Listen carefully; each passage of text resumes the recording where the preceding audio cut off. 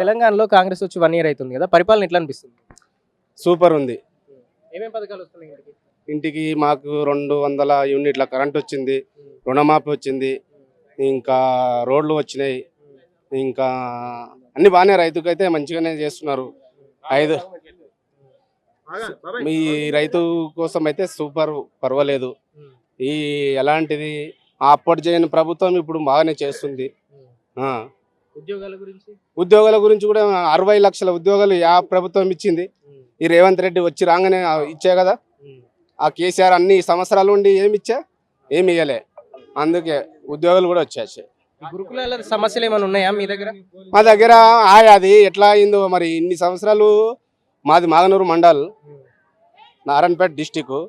మొన్న అది ప్రతిపక్షాలు ఊహించని విధంగా మరి అది ఊకనే ఏదో పాయ అంటే 400 మంది అక్కడ సభ్యులు పిల్లలు ఉంటారు.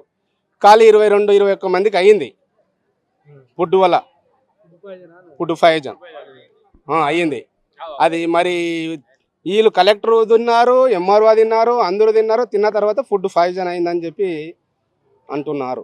మీ దగ్గర అయితే అట్లాంటి సమస్యలు ఏం లేవు? అలాంటిదే గది ఒకటే అయింది. మా దగ్గర ఇంకా ఏం సమస్యలు లేదు. ఇప్పుడు రేవంత్ రెడ్డిని, కేసీఆర్ ని సీఎం గా చూసిండ్రు, రేవంత్ రెడ్డిని సీఎం గా చూసిండ్రు కదా, ఎవరు బెస్ట్ అనిపిస్తున్నారు మీకు? మాకైతే ఇతని రేవంత్ రెడ్డి అయితే పర్వాలేదు. ఎందుకనంటే 2 లక్షలు ఏ ముఖ్యమంత్రి ఏకకాలంలో రుణమాఫీ చేయలే. ఈ రేవంత్ రెడ్డి వచ్చినప్పుడే రుణమాఫీ చేసిండు. మళ్ళీ ఇప్పుడు త్వరలో ఇప్పుడు మిగతా మంది ఉన్నారు కదా, వాళ్ళకు కూడా చేస్తా అన్న. ఈరోజు అదే సభ, రైతుల సంతోష కోసమే ప్రతి రైతు వస్తున్నాడు. రేవంత్ రెడ్డి బెస్టే. ఎందుకంటే అప్పుడు 1 లక్ష ఇచ్చిండు, 4 సార్లు అన్నాడు. 4 సార్లు లక్ష చేసి కూడా ఏం చేసిండు అంటారంటే ఆ వడ్డీలకే సరిపోయినాయి. మా కూడా తీసుకున్నాము, ఆ వడ్డీలు ఒక్కటే పోయినాయి. మిగతా ₹1,00,000 నేను కట్టిన.